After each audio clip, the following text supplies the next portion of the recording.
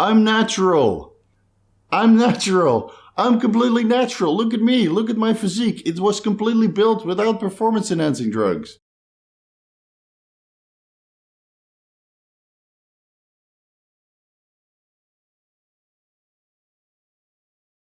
Welcome to Vigorous Mindset. I'm Coach Steve. Let's talk about swear words in the fitness industry, starting with the word natural, which already sends shivers down my spine and would give me goosebumps if I had any hair left because I trimmed it off. Thanks to performance-enhancing drugs, my body hair growth has tremendously sped up. Story for another video. I probably already discussed it on this YouTube channel.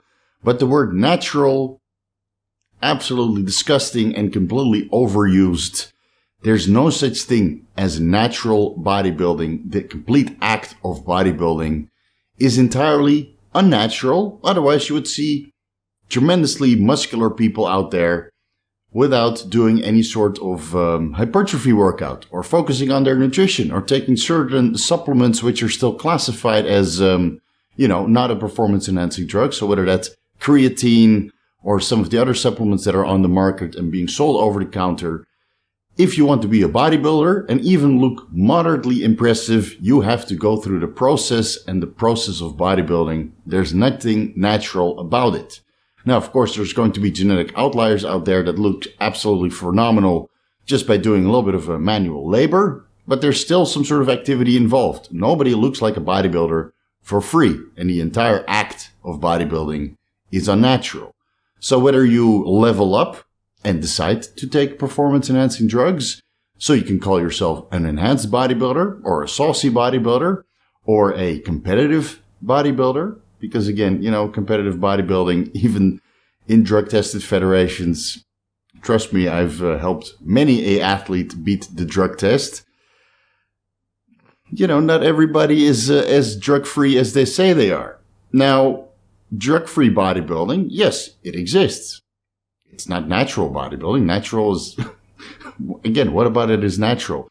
Back when I was a drug-free bodybuilder, and I was drug-free for 11 years, but I'll be honest, during that time, there were supplements out there called stackers, which contained mohang and ephedra, which has later been classified by the World Anti-Doping Agency as a performance-enhancing drug.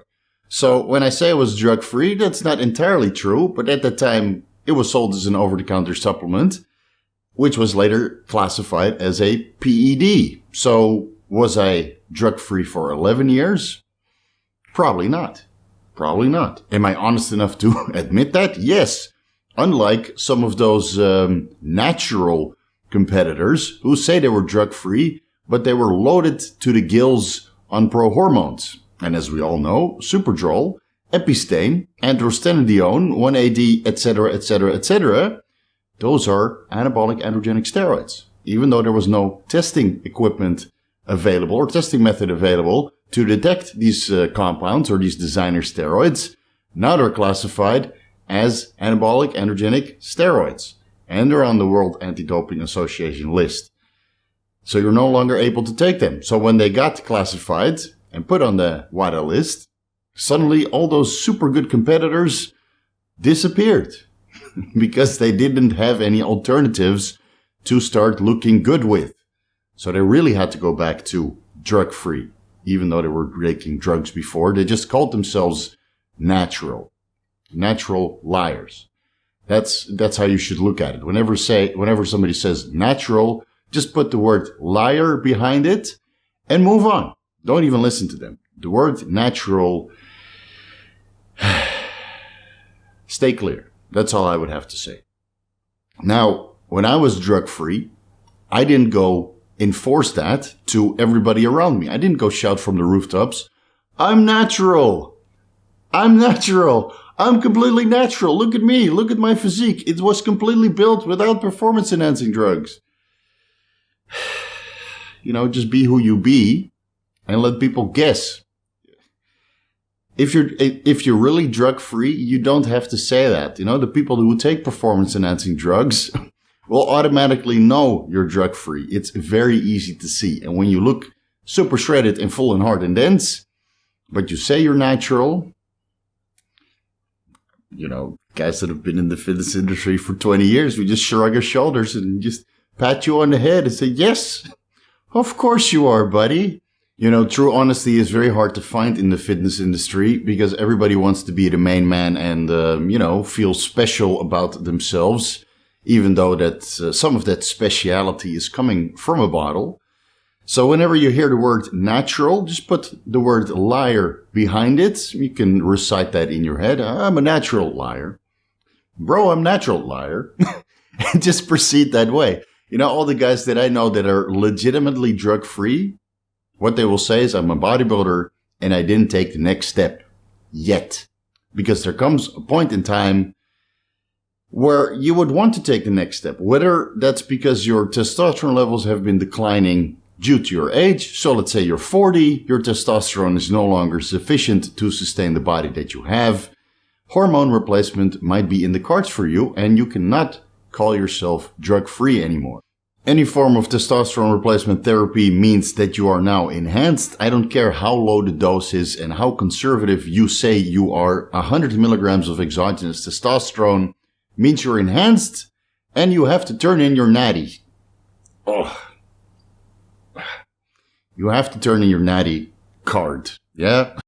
The word, disgusting. Okay. Next on this swear word list is bulking. There's no such thing as bulking. There is making improvements. And you can make improvements in a caloric surplus and you can make improvements in a caloric deficit. So please refrain from saying the word bulking, especially dirty bulking. It just shows that you're a complete gym rat. And I want to say the word in between, but the editor is probably going to get that out. So gym fucking rat. Ugh. Bulking doesn't exist. You're trying to make progress as a bodybuilder. And certain phases, like during the off season, for example, making progress means that you're going to look a little bit sloppy and watery because caloric intake and drug selection, if you're enhanced, but surely caloric intake is going to be significantly higher. You're going to retain water. You're going to look a little bit fatter or progressively gain a little bit of body fat in the process in order to make the most amount of progress regarding the accumulation of new muscle tissue. Again, you have to be in a caloric surplus unless you force it with drugs, in which case you can be at caloric maintenance and you let the performance enhancing drugs do the rest, which is something I don't recommend because performance enhancing drugs is going to detract from your overall health if you overdo it. And why overdo the PEDs when you can overdo the calories slightly in order to grow that way?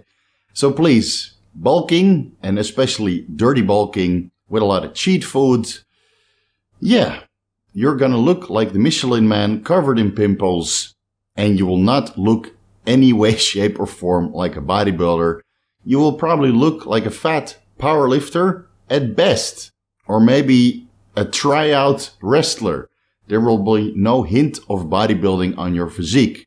So please, focus on making improvements, manage your caloric intake, eat whole foods that contain the micronutrients you require to make progress, because yes, calcium, magnesium, phosphorus, potassium, sodium, selenium, iodine, etc., iron, they're all required to make progress. And dirty bulking has no micronutrients. It just has saturated fat and cholesterol.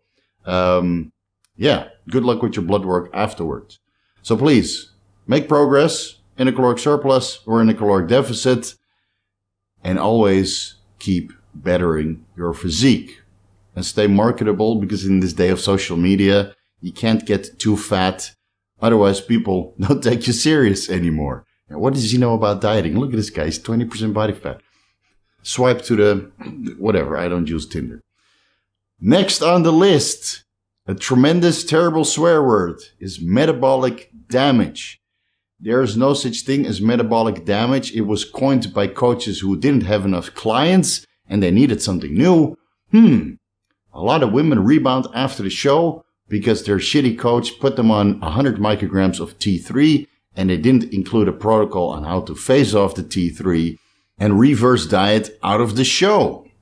Now, it doesn't only happen with women, but those are usually the most susceptible one to this phenomenon called metabolic damage. You get these girls very, very lean with a ton of cardio because most of the bikini competitors don't have so much muscle mass. And then you let them go and they disappear for a week and blow the F up, which is, you know, if you're a first-time bikini competitor and if you're one of the 2% of my audience that can relate to this, post it down below in the comment section. How was your first show, your second show, your third show? How was that rebound? I'm sure it was disgusting, and the word dirty bulking would not even apply to the state you were in. Now, metabolic damage is something, it's just there as a sales pitch. You have to be very, very careful after you're done dieting, especially if you use thyroid medication. I rarely prescribe thyroid medication, especially to women, because of the potential for rebound. If I prescribe thyroid medication, it's a replacement dose, maybe 25 micrograms, T3, at the end of prep, when you're on a significant amount of anabolics, because thyroid medication pull energy from everywhere. So you definitely don't want to overdo it because you don't want to end up like a stringy beanstalk on stage. And it doesn't matter if you're 120 kilos on stage, overdoing the thyroid meds. Yeah, you're going to look flat and it takes a significant amount of carbs to get out of it. So I'm not really a big fan, but sometimes it's required when you actually see the thyroid stimulating hormone go down, even though you're on exogenous T4 and growth hormone and everything else that promotes thyroid conversion.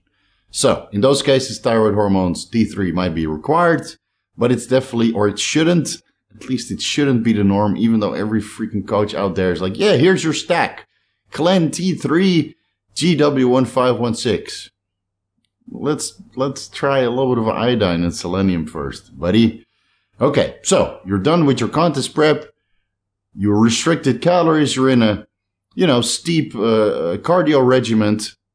How about we slowly reverse that? So you come off the cardio first, and once you're off the cardio and you return a little bit of muscle mass and fullness and caloric expenditure in the gym, and so now you're no longer drained from, doing 2 cardio sessions per day, for example, whether those are 30 minutes long or 60 minutes long. Again, everybody is metabolically different and requires different stimulation regarding cardio or fat burners if they decide to do fat burners because they're enhanced and not drug-free, I can't even say it. So let's say you end up somewhere and then you have to reverse diet. And if you don't want to hire a coach to reverse diet, or because you put all your money in the show and you, didn't get the result or the monetary reward that you thought you were going to get, you can simply follow the same diet backwards. It's not rocket science. If you had a good coach, maybe at one point they decreased the calories and increased the cardio or added in certain fat burners, just at a step-by-step process to land the plane slowly. And yes, we will get into peak week after this. Man, I'm getting a little bit agitated, but it's, I hope you find this entertaining, just like I do. Anyway, so you simply follow the diet backwards. It's not rocket science. The last thing you want to do at the end of your diet or contest prep is continue, with your carb loading process, because usually you step on stage, let's say 95% carb loaded, or maybe you do a little bit of fat load process, which works very, very well for women. I usually did fat loading for my wife and she looked hard as nails on stage. Well, for a woman, considering she's not on androgenic compounds. So she looked good with a little bit of fat loading and a 1-day carb load. So after the show, it's just a matter of keeping in the cardio and slowly phasing out the fat burners if you ended up using the fat burners. And then once the cardio and the fat burners are out, and you're 2 weeks, 3 weeks later, now you can slowly increase the calories. You don't go to the breakfast buffet for a whole week, do your food coma power nap until 4 o'clock in the afternoon, and then you hit the dinner buffet after that. You don't do that for a whole week straight and then claim, oh, it was metabolic damage, that's why I'm so fat. No, food abuse. That's why you're fat, and it could have easily been prevented if you were a little bit more diligent and careful, just like you were during your cutting phase or contest prep. While we're on the subject of contest prep, let's discuss peak week. Only inexperienced coaches do peak week. Experienced coaches or experienced competitors they follow their diet all the way to the end and make minor adjustments along the way. And whether those are minor adjustments at 6 weeks out, like removing beef, for example, to help a little bit by reducing the skin thickness because you're removing certain collagen types, or by adding in certain performance-enhancing drugs at 8 weeks out, or by removing certain performance-enhancing drugs at 2 weeks out, or 1 week out, or stopping the injectables and switching to orals, etc., etc., etc., you're making adjustments along the way during your cutting phase or contest prep in order to look the best possible you can be for half a day, or maybe 2 days if it's a 2-day show. Let's say half a day for a photo shoot or a regional show, and a 2-day show for, a top-level national qualifier or nationals or a Olympia. So you only need to look absolutely phenomenal for, let's say, 36 hours. And you make adjustments along the way to look your part for these 12, 6, 36 hours that you're judged, or that you need to look good for a photo shoot. And then you reverse diet after that. So this whole peak week phenomenon where you absolutely destroy yourself for 7 days out to 4 days out, and then you start force feeding the carbohydrates in with insulin, anadrol, and creatine, and anything else under the sun that you could possibly hold a little bit of intercellular fluid or intercellular mass in your skeletal muscle. It's completely overdone. Most guys that I know that look absolutely phenomenal on the day of the contest or during their photo shoot simply made moderate adjustments based on how they looked that morning. And whether that's carb cycling or reducing carbs a little bit and increasing carbs a little bit afterwards, or maybe training a specific body part the day before the show so you can get a little bit of inflammation and volume in that weaker body part. Adjustments are made from 16 weeks out until the day of the show. And then after the show, you can go celebrate. Or after the photo shoot, you can go celebrate for 1 day, and then you start reverse dieting so you don't fall subject to metabolic damage. And last on the list of swear words in the fitness industry is the word bro science. And even though I use this word sometimes myself, I think it came a little bit with social media, right? Oh, this guy is that's bro science. That's not true. Science has proven otherwise. Well, unfortunately, when you go to PubMed or Science Direct or Google Scholar, there's maybe 100 studies, or probably less than 100 studies, performed on bodybuilders that are enhanced. Really, I would like to see a study aggregation of whatever science that has been performed on bodybuilders that are enhanced, or athletes that are enhanced and using super physiologic dosage of testosterone or any exogenous hormone or anything else that's on the WADA doping list, because it's probably not ethical. So when we say bro science, it's just something that came from experience from guys that have been doing this for decades. I've been doing bodybuilding for 20 years. No, I'm 37. It's 22 years. 22 years, guys. Since I was 15 years old, I started bodybuilding. And even though I didn't know much about bodybuilding then, I still considered myself a bodybuilder because I went to the gym regularly and I started eating according to the information which was available back then. And I split up my body parts. A typical bro split. So 10 years, 11 years as a drug-free bodybuilder, and let's say 10 to 11 years as an enhanced bodybuilder with a couple breaks in between. Sometimes you got to clean out, right? So that's over 2 decades in the fitness industry. Whatever experience I've gotten along the way and the knowledge I've acquired, if you want to label that as bro science, because there's no studies out there that prove the existence of certain practices that I feel are very, very valuable for overall bodybuilding or fitness or health in general, so be it. I don't really care. You can label it as bro science. You can just call it experience. Experience always trumps science when it comes to bodybuilding. And I don't mind saying that because science is usually behind on what the bodybuilders experiment with. Now, unfortunately, that means bodybuilders make a lot of mistakes, which sometimes lead to negative health ramifications. But the fitness industry is the largest sample size of self-experimentation when it comes to performance-enhancing drugs or training styles or certain diet practices or certain supplementations. And over time, certain practices will get adopted and become generally accepted. And then maybe there's a science paper or study that will try to prove or disprove whatever practices we've been doing for the last 20 years. Right? So the science, when it comes to bodybuilding, might be a little bit behind. And sometimes the science is ahead. And there's something we can incorporate and learn from the science. It's no longer bro science, of course, but it contributes to the overall bodybuilding. So I feel that the word bro science is a little bit used too often, especially by natural bodybuilders. Because they say, oh, this bodybuilder is old timer, he's 40 years old, and it's all he says is bro science. It's called experience, kid, and it'll take you a decade to acquire it. And don't put that lifetime natural in your Instagram, because when you're 21 years old, you've only been training at maximum 8 years. But most of you guys are 18 and they start, and then I've been training 3 years on my lifetime natural. All right, you can say that when you're 80 and you never took performance-enhancing drugs. Anyway, I'll leave it at that. Thank you guys so much for watching. Vigorous crew, front double biceps for you guys. You guys are awesome.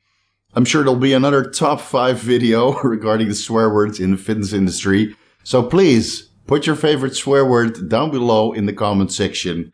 And let's make another top 5. Just like those unexpected consequences when you gain a tremendous amount of size. I think we're due for one more video just like that. So we'll go over another top 5 of, when you get freakishly big. Anyway, thank you guys so much for watching. I'll see you guys in the next video.